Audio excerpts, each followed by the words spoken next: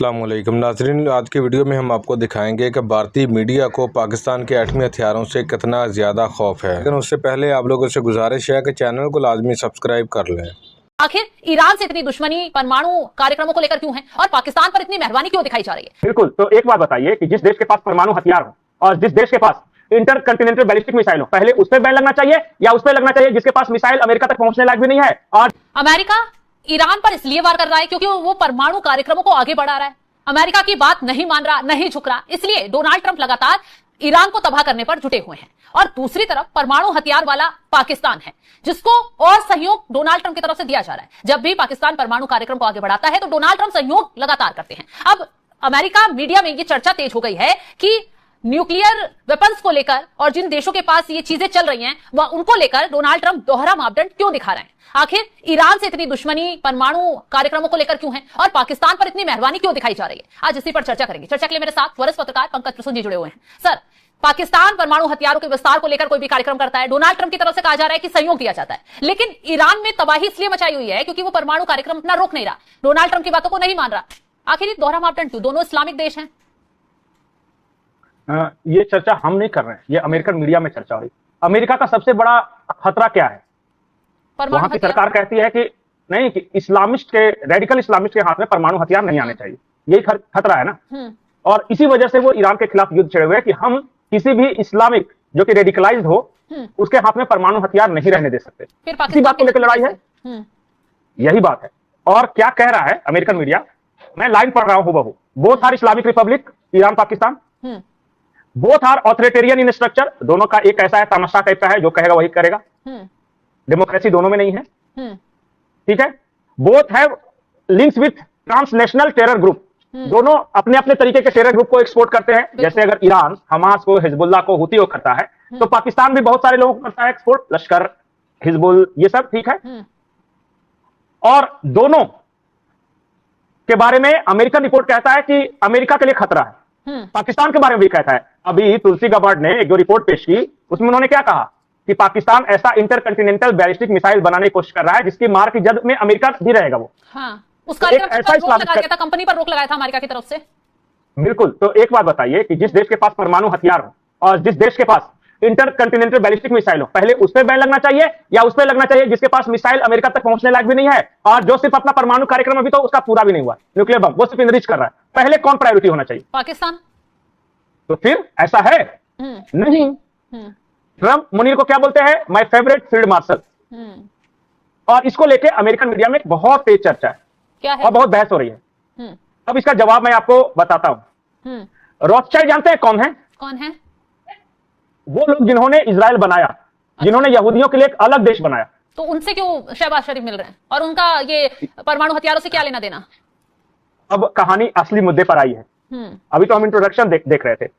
जिन लोगों ने इजराइल बनाया, यहूदियों के लिए एक अलग देश बनाया, उसके साथ पाकिस्तान का प्रधानमंत्री मुलाकात कर रहा है, बोर्ड ऑफ डायरेक्टर्स के साथ मुलाकात कर रहा है।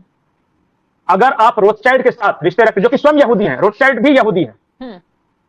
अब उस नैरेटिव का क्या हुआ? पाकिस्तान तो यहूदियों का दुश्मन है जी, हम तो इजराइल को मान्यता नहीं देते जी।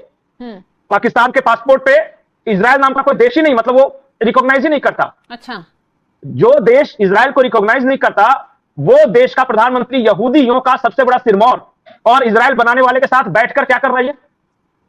वही तो मुलाकात क्यों? अब यहीं से कहानी, शहबाज शरीफ को इससे यहीं से कहानी शुरू होती है। पिछले कुछ दिनों में 3-4 स्टेप देखिए, पाकिस्तान में क्रिप्टो को मान्यता दे दी गई है एज ए करेंसी के रूप में, लेकिन किसके क्रिप्टो को मान्यता दी गई है? किसके? सिर्फ डोनाल्ड ट्रंप की प्राइवेट कंपनी वाले क्रिप्टो को। अच्छा। जिसको विटकॉफ और एक और है कुशनर, विटकॉफ और कुशनर जो चला रहे हैं, वो क्या होगा कि अब पाकिस्तानी रुपए की जगह तो उसका इस्तेमाल किया जा सकेगा। पाकिस्तानी रिजर्व बैंक ने कहा है कि अब हम क्रिप्टो को उसी तरह करेंसी के रूप में इस्तेमाल करेंगे जैसे कि पाकिस्तानी करेंसी को करते हैं, रुपये को करते हैं। तो पाकिस्तान का पूरा बैंकिंग सिस्टम और पूरा फाइनेंस और पैसा किसके पास? ट्रंप की प्राइवेट कंपनी के पास, किसी देश के पास नहीं। समझ रहे इस बात को? हाँ। अब जो ट्रंप का क्रिप्टो का पैसा आएगा, हाँ, और वो रहेगा कहां? वो पाकिस्तान में नहीं रहेगा, तो अमेरिकी कंपनी के पास रहेगा ना। अमेरिका के किसी बैंक में वो पैसा रहेगा। हाँ। इसका मतलब पाकिस्तान का पूरा इकोनॉमी जो है अमेरिका का बैंक चलाएगा। ठीक है। अब आइए, ये रोथस्चाइल्ड के पास गए नहीं है, भेजा गया है। रोथस्चाइल्ड के पास जाने का मतलब ही है कि पाकिस्तान अब इजराइल को एक्सेप्ट कर रहा है, रिकॉग्निशन दे रहा है। लेकिन पाकिस्तानी थोड़ी एक्सेप्ट कर रहे हैं।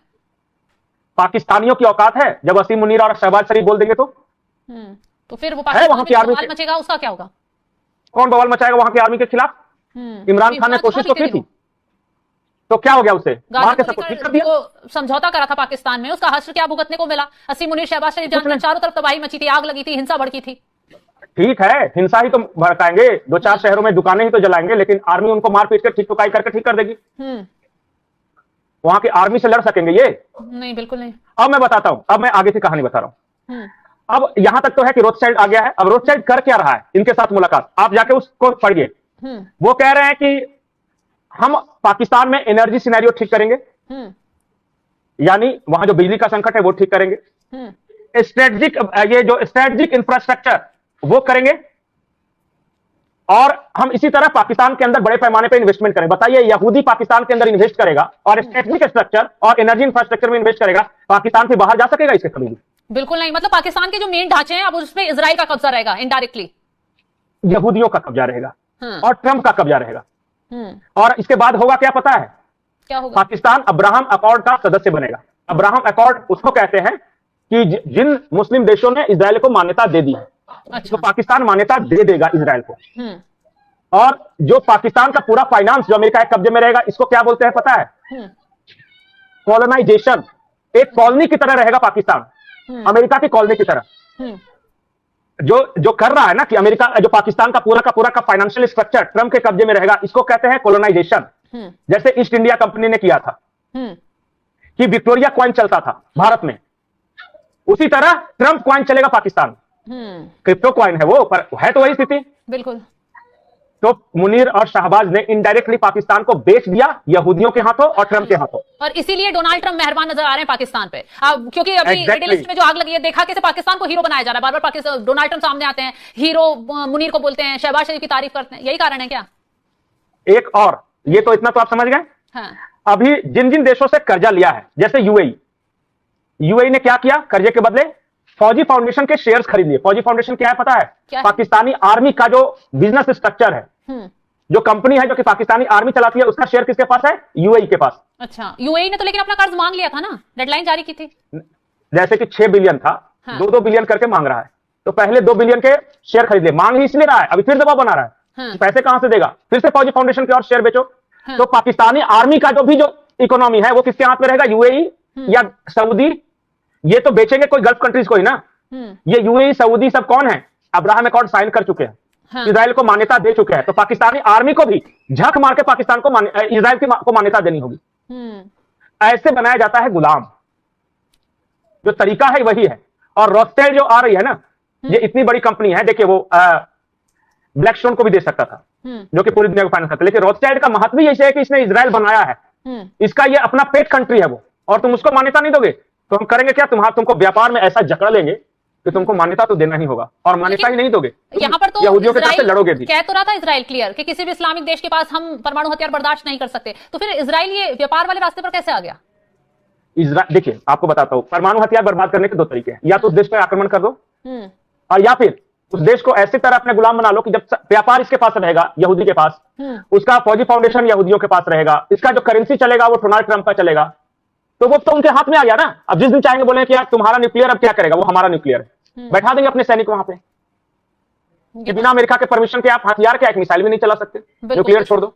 सही कहा आपने। तो इनडायरेक्टली तो इसलिए मैं बार बार बोलता हूं कि वसीम मुनीर आखिरी फील्ड मार्शल होगा, और पाकिस्तान के गुलामी की प्रक्रिया शुरू हो चुकी है। बिल्कुल। तो जो जानकारी, और जानबूझ के जो यहूदी और जो अमेरिकन या यहूदी पाकिस्तान को जिंदा रखेंगे। क्यों जिंदा रखेंगे हमेशा? क्योंकि बगल में चाइना और इंडिया है, ये दोनों कंपटीटर हैं अमेरिका, फायदा उठाने के लिए। तो इनको काउंटर करने के लिए वो एक जिंदा रहना जरूरी है उस देश को। तो चलिए, बहुत बहुत शुक्रिया पंकज जी तमाम जानकारी देने के लिए आपका। तो देखा, अमेरिका मीडिया में चर्चा चल रही थी सीधा सीधा कि न्यूक्लियर को लेकर डबल स्टैंडर्ड क्यों है डोनाल्ड ट्रंप, ईरान में इतनी तबाही मचा रहे, पाकिस्तान पर मेहरबान क्यों है। तो आपको जवाब तो समझ में आ गया होगा कि कैसे वसीम मुनीर, शहबाज शरीफ खेल कर रहे हैं, अमेरिका के हाथों पूरा पाकिस्तान बेच दिया है, कैसे इजराइल को बनाने वाले के साथ डील कर रहे हैं, और फायदा क्या मिल रहा है। जाहिर सी बात है, जो दिख रहा है वही फायदा आप देख पा रहे हैं, वो पाकिस्तान को मिल रहा है। और जी तो नाजरीन, ये थी हमारी आज की वीडियो। पाकिस्तान को बताना ही नहीं पड़ता कि हमारे पास कितने खतरनाक हथियार हैं, क्योंकि ये काम भारतीय मीडिया करता रहता है और अपनी अवाम को भी खौफ में रखता है कि पाकिस्तान बहुत खतरनाक मुल्क है, पाकिस्तान के पास बहुत खतरनाक हथियार हैं। साथ में पूरी दुनिया को डरा कर रखता है कि पाकिस्तान की तरफ ना देखना, पाकिस्तान बहुत खतरनाक है। ये बात भी पूरी दुनिया जानती है कि अगर किसी मुल्क के एटमी हथियार गैर महफूज हैं तो वो सिर्फ भारत है। लेकिन ये मीडिया पर बैठकर रोज पाकिस्तान के खिलाफ झूठा प्रोपेगेंडा करते हैं, क्योंकि इनकी रोजी रोटी ही पाकिस्तान के नाम से चलती है। एक इनके मीडिया की रोजी रोटी और दूसरी मोदी हुकूमत यानी कि बीजेपी हुकूमत को वोट ही पाकिस्तान के नाम से मिलता है। जिस दिन इन्होंने भारत में पाकिस्तान का नाम लेना छोड़ दिया, इनको कोई पूछेगा भी नहीं। आप सबकी इस बारे में क्या राय है कमेंट सेक्शन में लाजमी बताएं। वीडियो अच्छी लगे तो लाइक एंड शेयर कर दे, चैनल को लाजमी सब्सक्राइब कर लें, बेल आइकन को दबा दे ताकि आने वाली तमाम वीडियोज के नोटिफिकेशन आप तक बआसानी पहुंच सके।